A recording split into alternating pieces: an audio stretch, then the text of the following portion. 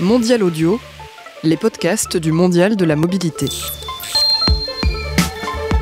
Bonjour à toutes et à tous et bienvenue dans Questions de mobilité, des questions posées à deux startups du monde du transport et du déplacement pendant 30 minutes en tout, des jeunes pousses qui veillent chaque jour à la mobilité de demain. Aujourd'hui, je reçois Frédéric Medj. Bonjour. Bonjour. Vous êtes CEO et cofondateur de Cosmo Connected.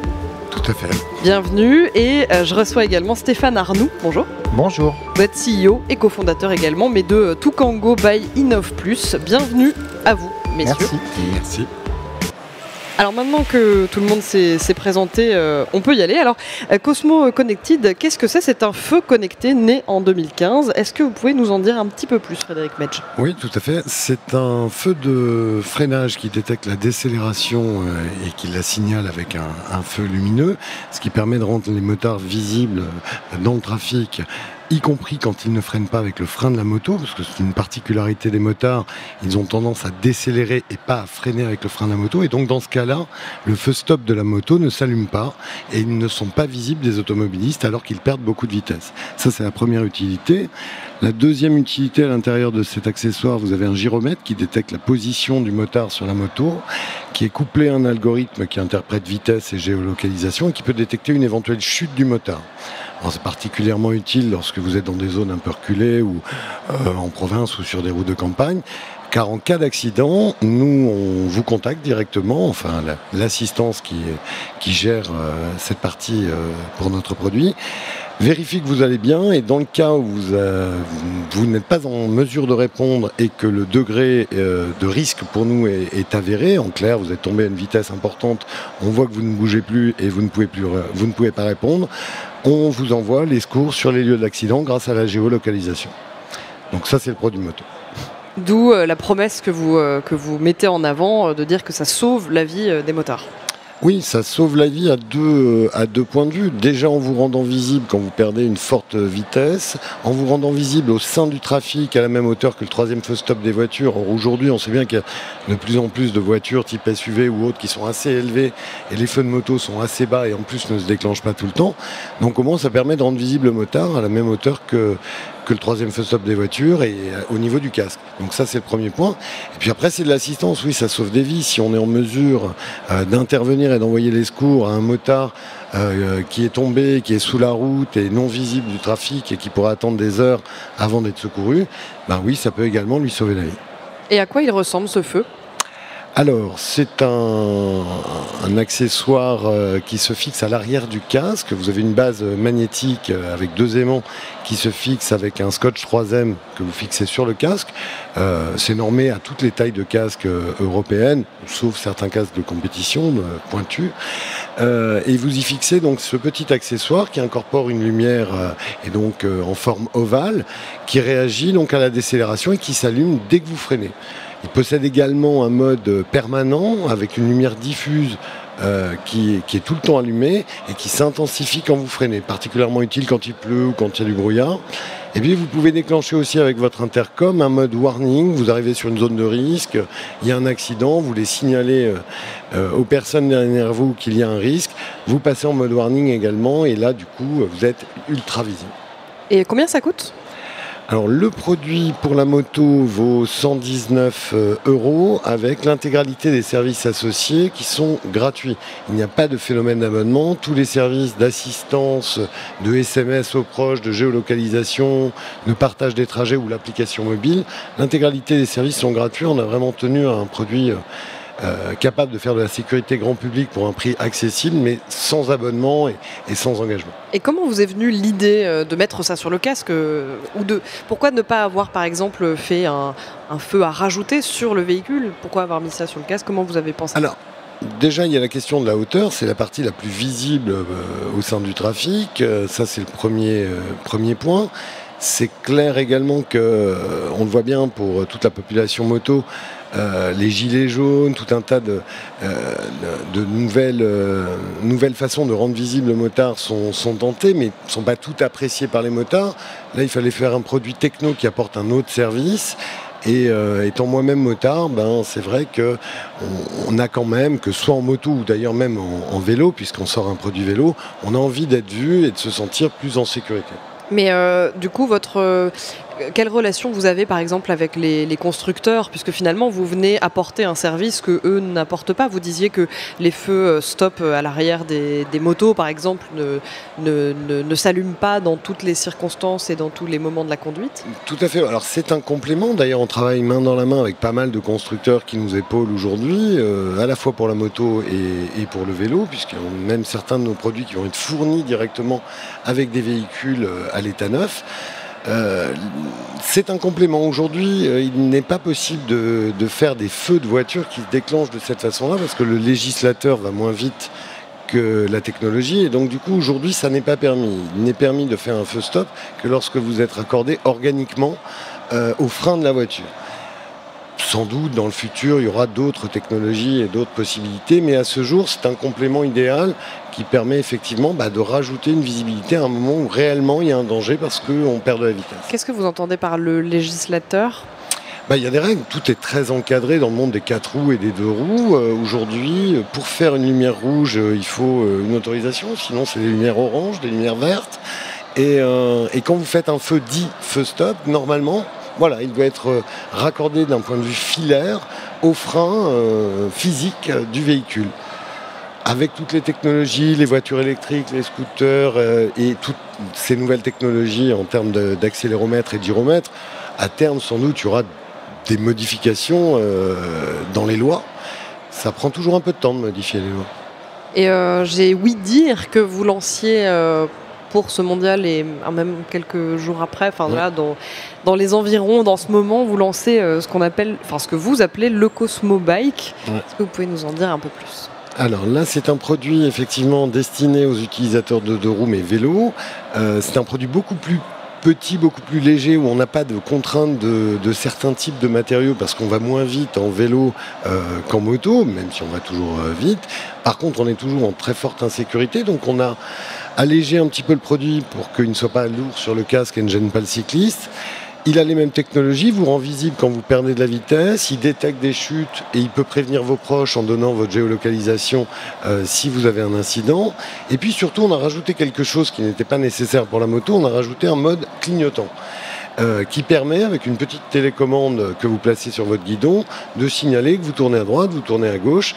Et c'est quand même bien pratique et ça évite de lever le bras et de lâcher le guidon. Et puis on a rajouté un autre mode qui plaît beaucoup, qui est un mode de déclenchement automatique des clignotants via votre GPS. Vous lancez un trajet d'un point A à un point B et à ce moment-là, c'est le GPS automatiquement 20 mètres avant chaque intersection qui va mettre les clignotants. Ça manquait beaucoup, ça aussi pour les 2 roues vélo. Oui, parce que c'est vraiment un marché qui est en totale explosion. On le voit bien, le marché des vélos électriques est en explosion énorme. Les nouvelles mobilités aussi, parce que c'est pas que pour le vélo, les trottinettes électriques, c'est ce que j'allais vous demander, oui. Voilà. Et on n'a pas encore tout à fait régulé, d'ailleurs, où devaient circuler toutes ces nouvelles mobilités, mais en attendant, elles auront toutes besoin de sécurité, d'un casque ou de quelque chose qui signale leur présence au sein du trafic. Et là, pour le coup, le Cosmo Bike, qui est un produit beaucoup moins cher, il est à 69 € avec tous ses services associés gratuits, devient un produit de sécurité grand public, accessible à tous et pour toutes les nouvelles formes de mobilité.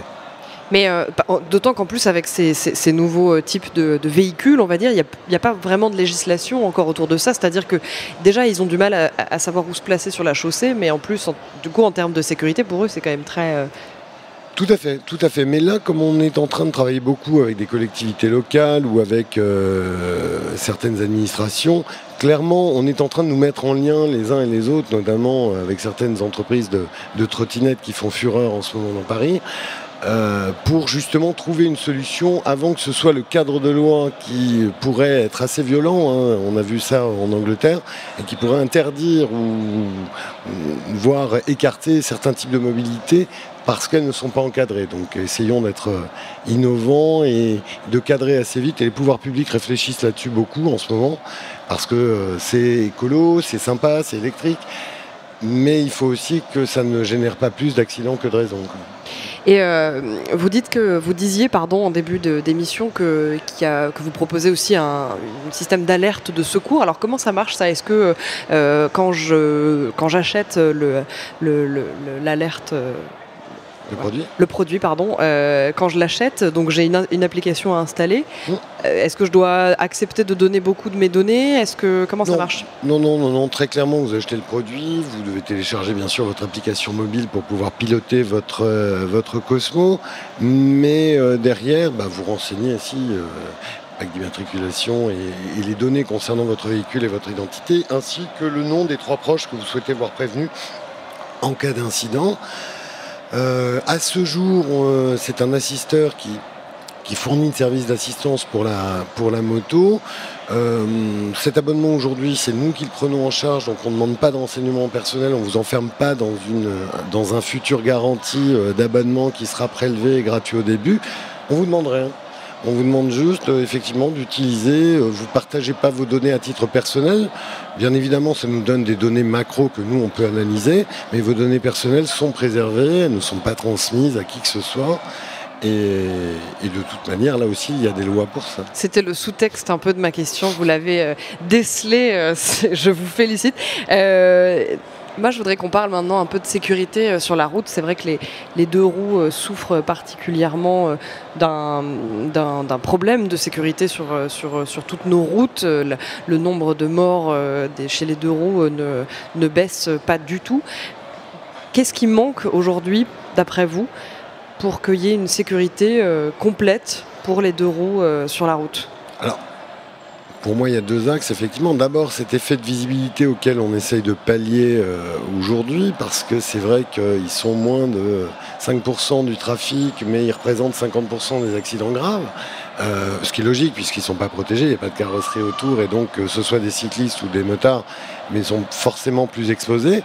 Et dans plus de la moitié des cas, les automobilistes qui percutent un motard déclarent ne pas l'avoir vu. Donc de ce fait-là, c'est principalement ça. Et puis après, ce qu'il va falloir faire évoluer, c'est encore une fois, grâce à la technologie, à tout un tas de startups et à toutes nos évolutions, c'est qu'aujourd'hui les voitures ont beaucoup évolué et on détecte de plus en plus de choses, peuvent faire des freinages d'urgence. Et ce qu'on va essayer de faire, nous, avec certaines autres innovations sur lesquelles on travaille, c'est d'avoir des systèmes qui puissent parler au système de navigation et de protection des voitures. Et donc, dans le futur, pour être dans un monde idéal, on pourrait estimer que les motards seront plus visibles à la fois des yeux du conducteur, mais surtout de la voiture qui, elle, sera connectée. Et comment est-ce qu'on fait rentrer ça dans les habitudes des usagers? Je parle surtout des vélos, là, pour le coup, mais il y a encore beaucoup de gens qui font du vélo sans casque. Vous, ce que vous proposez, ça se met sur le casque, du coup. C'est un atout sécurité pour les usagers, quand même. Donc, comment est-ce qu'on fait rentrer ça aussi dans les habitudes? Alors, il y a 2 axes. Les pouvoirs publics, là aussi, ont rendu obligatoire le casque pour les enfants. Il y a une raison.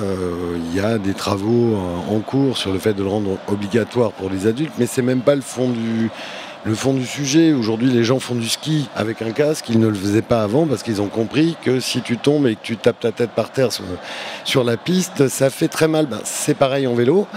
Et donc, il vaut mieux être protégé. Donc, il faut que ça rentre progressivement dans les mœurs. Après, nous, ce qu'on a fait avec ce petit accessoire pour faire de la sécurité et aller jusqu'au bout du processus, on a développé un support qui se fixe sur le cadre du vélo également.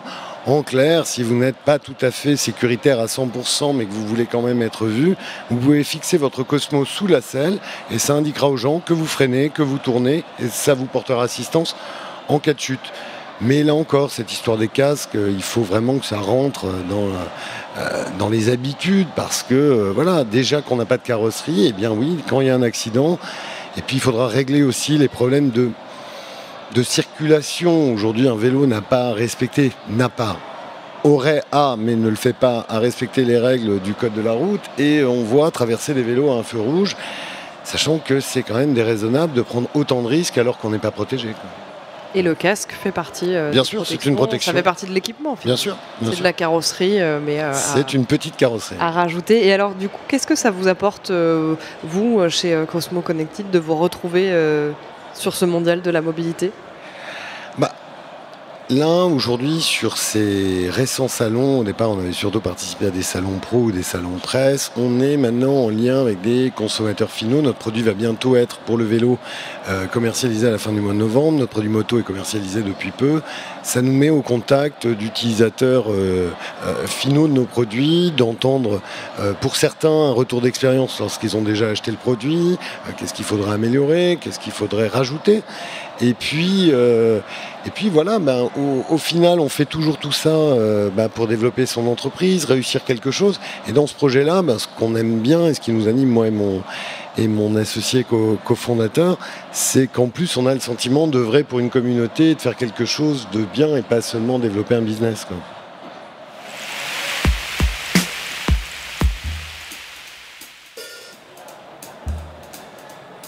Eh bien, on reste dans le domaine de la sécurité sur la route et place désormais à Toukango by InnovPlus. Alors Toukango, qu'est-ce que c'est, Stéphane Arnoux?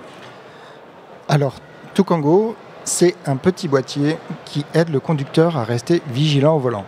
C'est-à-dire? Après 4 ans de recherche et de développement sur le plateau de Paris-Saclay, French Tech, on a conçu un algorithme d'analyse du visage du conducteur en temps réel. Et on arrive à suivre ce visage tout au long du trajet pour aider le conducteur à rester vigilant. Ça veut dire quoi? Ça veut dire que finalement, on arrive à prédire d'une quinzaine de minutes les premiers signes d'endormissement. On parle bien de somnolence au volant ou de distraction.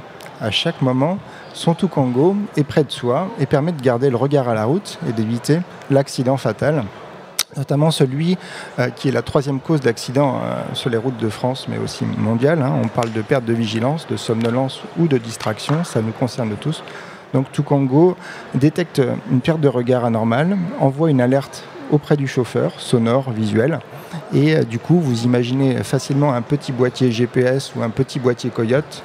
Voilà, le petit boîtier Toukango arrive sur le marché, alors sur un marché plutôt en B2B, plutôt sur des flottes de véhicules depuis quelques mois, mais on prépare aussi notre petite caméra connectée de vigilance pour plutôt l'année prochaine sur du B2B2C. Sur les particuliers donc? Sur les particuliers, effectivement, c'est notre challenge. C'est votre challenge. Alors vous parliez, je reviens un petit peu parce que vous en avez beaucoup dit, je reviens un petit peu sur le début de votre explication. Vous avez parlé d'analyse de visage de conducteur. Alors effectivement, j'imagine que c'est plus compliqué que de voir quelqu'un qui ferme les yeux tout simplement, donc qui s'endort complètement. Je pense que c'est beaucoup plus compliqué que ça. Mais comment est-ce qu'on analyse un visage? Comment est-ce qu'on détecte un sommeil qui n'est pas encore vraiment là, mais un peu là quand même. Enfin, expliquez-nous. Oui, tout à fait. Je pense que chacun d'entre nous, on commence à entendre parler de face tracking, d'analyse faciale, notamment sur l'arrivée sur les smartphones, sur iPhone et autres. Donc on a l'habitude maintenant de savoir qu'on peut analyser un visage très très rapidement. Nous, on mesure des dynamiques de tête, on mesure des changements de rythme oculaire, des bâillements, des tombées de tête. Et on voit les différences au fil des minutes et aussi par rapport au contexte d'environnement. Donc en termes techniques, on parle de fusion de data. On va mesurer la vitesse du véhicule, l'heure qu'il est, la durée du trajet et on va pouvoir du coup fusionner les datas et décider d'envoyer une alerte auprès du chauffeur parce qu'effectivement, soit il est distrait et il perd le regard pendant plus de 2 secondes à la route parce qu'il utilise son téléphone ou sa voiture ou autre, ou soit parce qu'effectivement son rythme oculaire et ses bâillements sont de plus en plus prononcés. Et donc là, il est temps de lui proposer une petite pause, un petit moment de détente, d'ouvrir la fenêtre, des choses que l'on connaît tous, mais sur lesquelles la somnolence, on ne la sent pas venir. Donc c'est quelque chose de très sournois. C'est juste pour rompre le rythme, en fait. C'est une alerte qui va arriver pour rompre une espèce de silence qui s'est installé ou Oui, et de façon générale, on est souvent tout seul dans notre voiture. Donc on a l'habitude, et dans un camion, et dans un autocar, et dans des tramways, les clients que l'on accompagne aussi en ce moment. Donc on a des chauffeurs professionnels, et là, ils sont toute la semaine au contact de la route, mais effectivement, il est intéressant de ne plus être tout seul et de sentir qu'on est accompagné par un petit capteur qui va s'intégrer dans les tableaux de bord aussi dans les prochains mois, prochaines années. Et la machine ne se trompe jamais? Recevoir une alerte quand on n'est pas du tout en train de dormir, ça peut être surprenant. Alors c'est le challenge et c'est aussi pour ça qu'on est passé par une approche B2B par les professionnels de la route, ceux qui conduisent tout le temps, avec lequel on peut échanger régulièrement, avec lequel on peut faire un produit un peu grand, avec quelques erreurs et améliorer ces erreurs. Donc le capteur étant connecté, on a de la remontée de data qui nous permet d'améliorer nos situations de prise de décision. On commence aussi à avoir mis de l'intelligence artificielle qui permet effectivement de reconnaître des phases d'endormissement sur des lieux, sur des dynamiques de tête ou autres. Donc on est de plus en plus précis, de plus en plus prédictif. Et après, effectivement, dans notre prise de décision, aujourd'hui, on a monté tout un écosystème avec des gens du sommeil, avec des gens de la sécurité routière, de l'accidentologie, pour avoir des prises de décision aussi au contact de nos premiers clients. Donc on a plusieurs centaines de véhicules qui sont équipés de Tukango et qui nous permettent d'avoir accès aux chauffeurs. Donc c'est ce qui est particulier en B2B, c'est qu'on peut appeler des chauffeurs volontaires, leur demander ce qu'ils en pensent. On a un contact plus facile que si c'était avec des particuliers.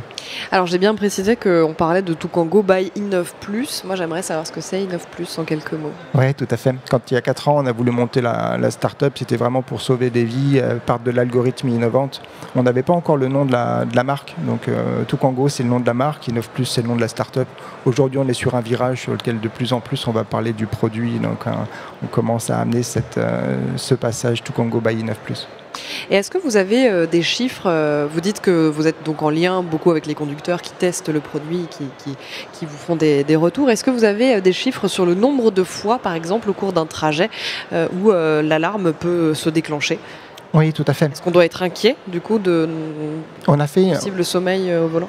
On a fait une belle expérience avec Vinci Autoroute, RTL et M6, vos confrères médias, sur lequel on a fait un Paris-Biarritz et Biarritz-Paris courant du mois de juin par un journaliste qui est Christophe Bourroux de RTL et sur lequel on l'a complètement analysé, mesuré, accompagné sur les 2 trajets. Il a fait un premier trajet le matin, donc on retrouve ces chiffres-là aussi sur le web, donc c'est assez intéressant. On a fait un trajet de jour et on a mesuré 77 moments de distraction à l'aller. Quasiment pas de moments d'endormissement. De jour, il avait fait ses pauses, il avait mangé léger et autres. Et quand on a fait un point avec lui, et on a dit, mais qu'est-ce que tu faisais pendant ce temps-là ? Il était en train d'utiliser finalement sa playlist. Il connaissait très bien le véhicule, mais il était en train d'utiliser la playlist. Donc on voit qu'on détecte des choses, on prend des décisions qui ne sont pas encore celles-ci. On voyait 77 alertes auprès de nos chauffeurs aujourd'hui, mais on voit qu'il y a un vrai risque. Et le retour de nuit, il est parti à 21h, c'était la soirée de la musique, on l'a fait sur la route. Et on est arrivé à 5h du mat, entre 5 et 6 à Paris. Et dans l'analyse que l'on a faite, on avait fait le choix de ne pas sonner et de ne pas de l'accompagner activement. On a visualisé 5 gros moments d'endormissement comparés à des EEG, comparés à des électroencéphalogrammes des gens de la PHP. Et on a vraiment des mesures très fortes. Quand on lui a demandé ce qu'il avait ressenti, il dit « j'ai fait peut-être des micro-sommeils de 3 secondes les yeux fermés ». Il a fait des micro-sommeils de 9 à 22 secondes les yeux fermés. Et ça, du coup, qu'est-ce que ça crée sur la route ? Ça crée sur la route qu'on a les yeux qui sont collés à la paupière pendant des centaines de mètres sur autoroute. Alors on a le volant et le bras bien toniques, hein. On arrive à suivre une trajectoire. Par contre, s'il fallait réagir sur ces phases-là... Si jamais il y avait un problème, ça serait... Voilà. Donc c'est comme ça qu'il y a des accidents sur les rails, sur autoroute, qu'il y a des accidents sur la voiture de devant, des patrouilleurs, qu'il y a des accidents en cas de besoin de réaction rapide. Et bon, on le retrouve sur autoroute, mais on a un tiers des accidents qui sont des accidents incompris sur les routes ouvertes, sur lesquelles on retrouve des voitures face à une voiture en face, parce qu'il y a une perte de regard, parce qu'il y a un mélange de distraction et de non-vigilance et de somnolence. Et du coup, quand vous lui avez donné les résultats de cette étude à ce conducteur, comment il a réagi ? Mais il s'y attendait plus ou moins. Globalement, c'est un bon conducteur, hein, il est vigilant. Par contre, il a été touché par le sommeil, par la fatigue, par le déficit, comme tout le monde, je dirais. Donc, il ne pensait pas. Hein, il a été très très clair là-dessus. Et donc, on a pu prouver notre technologie par rapport à des technologies d'état de l'art, hein, d'électroencéphalogramme. Donc, vendre des capteurs à mettre sur la tête c'était compliqué. Faire une petite caméra, un petit capteur qui n'enregistre pas de visage. Hein, on fait de l'analyse de mouvement de visage, de dynamique de visage. C'est plus facile, donc on propose un petit selfie continu à nos chauffeurs. Ils se regardent plus ou moins indirectement avec un petit œil bienveillant, donc ils ne sont plus tout seuls au volant. Sur votre site internet, vous dites que chaque kilomètre parcouru rend les dispositifs Tukango plus prédictifs et plus précis pour une plus grande satisfaction. Qu'est-ce que ça veut dire ? Oui, on a la chance dans nos nouvelles technologies d'être connectés. Ça veut dire être connecté pour le bien finalement de l'usager très souvent. On monte des business, mais on monte notamment dans le cas de Tukango, la vraie volonté c'est de réduire les accidents. En remontant des zones à risque, au fur et à mesure, on commence à savoir où sont sur les autoroutes des zones à risque d'endormissement. C'est ce que j'avais demandé, oui. Est-ce qu'il y a des routes plus particulièrement soporifiques ? Et sur route ouverte aussi. On est sur des nationales sur lesquelles il n'y a pas grand-chose à faire. On est limité aussi à des vitesses sur lesquelles on met le régulateur, donc on est tenté de faire d'autres choses. C'est la même chose en urbain parce qu'il y a du trafic, donc on a le pouce droit et dans les générations qui arrivent derrière nous, elles sont de plus en plus aussi présentes à vouloir être sur les écrans.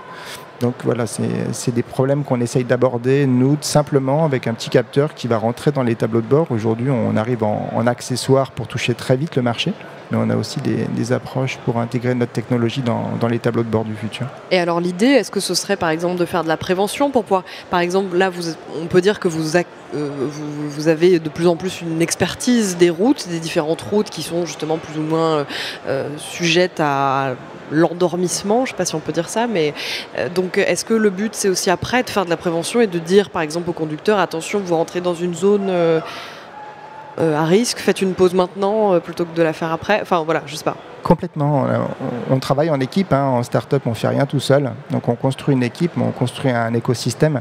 Donc, ça veut dire que nos données, on va pouvoir les travailler en collectif avec les sociétés d'autoroutes, avec les assureurs, mais aussi permettre effectivement, dans une communauté de conducteurs vigilants, avec des petits conducteurs qui ont tous un petit Tukango, comme on connaît sur Waze ou Coyote. On peut imaginer la petite alerte, mais aussi dans son véhicule. Demain, on va avoir un véhicule connecté. Donc, on pourra avoir un petit pop-up, une petite alerte qui annonce une zone de risque potentiel d'endormissement. Ça nous fait sourire comme ça en pleine journée, mais à 1h du mat le soir, quand on est encore sur la route, ça a du sens. J'ai vu que vous étiez associé à de grandes entreprises comme Transdev. Pourquoi avoir fait ce choix ? Il y a des risques forts sur autocar. On a quand on embarque 50 passagers, d'autant plus des enfants ou autres, mais on voit que les médias font relais de tout ça. Il y a une grosse preuve d'anxiété, mais il y a un vrai risque. Donc sur la longue distance, notre capteur a de plus en plus de raisons d'être. On arrive vraiment pour au départ toucher la somnolence au volant. Et donc les professionnels étaient des clients idéaux pour nous qui ont vraiment un risque fort, qui sont prêts à nous accompagner, qui sont prêts à comprendre que de la tech, ça se met au point. Et donc d'embêter un peu moins de particuliers pendant ces phases de mise au point et de développement. Voilà pourquoi on a eu un angle pendant 3 ans et encore une bonne année B2B avant d'aller proposer le produit et la solution auprès du particulier. Alors, je vais vous poser la même question qu'à votre compatriote de micro de cet après-midi. D'après vous, comment est-ce qu'on peut en être encore là aujourd'hui en termes de sécurité routière, en termes de mortalité sur la route ? Qu'est-ce qui manque finalement pour avoir une sécurité, j'ai envie de dire, parfaite ? En tout cas, c'est ce qu'on espère sur nos routes. C'est une vaste question en une réponse très très courte. Trop vaste, je sais. Ouais, en une réponse très courte finalement. Bon, le nombre de personnes en mobilité, les typologies de véhicules sont de plus en plus variées. On a aussi des intérêts à être connectés, à vouloir utiliser des écrans. C'est ça, c'est que les nouvelles technologies vont nous aider donc, de toute façon. À côté de ça, donc on est sur une problématique sur laquelle si 100% des véhicules étaient autonomes, on arriverait peut-être à réduire les accidents. Ça, c'est un parti pris. Moi, je crois qu'il faut plutôt essayer d'accompagner les personnes que nous sommes en mobilité. Et puis la technologie est au service de la sécurité et on en fait partie côté des startups. Et vous disiez tout à l'heure que donc vous connaissiez mieux les routes maintenant avec les données que vous emmagasinez. Est-ce que c'est pas aussi ça finalement la sécurité sur la route de demain ? C'est finalement bien connaître la route et bien connaître le conducteur ? Oui, c'est ça, c'est un cercle vertueux. Le conducteur va apprendre à se connaître grâce à Tukango, grâce aussi à d'autres applications. À connaître ses limites aussi. À connaître ses limites, à anticiper ses limites, à faire ses pauses. On va lui dire que chaque lundi, il est meilleur que le lundi précédent, qu'il est bon conducteur, il va gagner des points sans doute, il va avoir plaisir à utiliser notre technologie et il va mieux se connaître. Donc, mieux se connaître, c'est respecter aussi les autres, c'est faire attention à ses proches quand on n'est plus tout seul dans la voiture. C'est mieux connaître les week-ends quand on part en famille. Voilà, tout ça, c'est effectivement la technologie. Et puis, c'est parler effectivement à la route pour que la route puisse prévenir d'autres usagers. Et être présent du coup sur ce mondial de la mobilité aujourd'hui, qu'est-ce que ça vous inspire? Qu'est-ce que vous attendez de ça inspire de la fierté parce qu'on est content de porter un peu la technologie française et notamment sur la mobilité à Paris. Et puis des responsabilités aussi de vraiment vouloir être un acteur sérieux, de faire attention aux chauffeurs, de bien les écouter, de leur donner une vraie qualité de service. C'est ainsi que se termine cette émission Questions de mobilité. Merci beaucoup à Frédéric Metsch de Cosmo Connected d'avoir été avec nous. Merci. Et merci aussi à Stéphane Arnoux de Toukango by i9+ d'avoir été avec nous. Merci messieurs. Merci d'avoir été avec nous donc pour ces questions de mobilité. Je rappelle que ces questions sont à retrouver sur le site de mondial-paris.audio ainsi que sur toutes les applications de podcast, iTunes, SoundCloud et j'en passe. Mais aussi sur YouTube, nous sommes partout. Vous tapez Mondial Audio dans la barre de recherche. Nous sommes aussi sur les réseaux sociaux, vraiment, je vous le dis, nous sommes partout. Et quant à nous, on se retrouve pour de nouvelles questions très bientôt.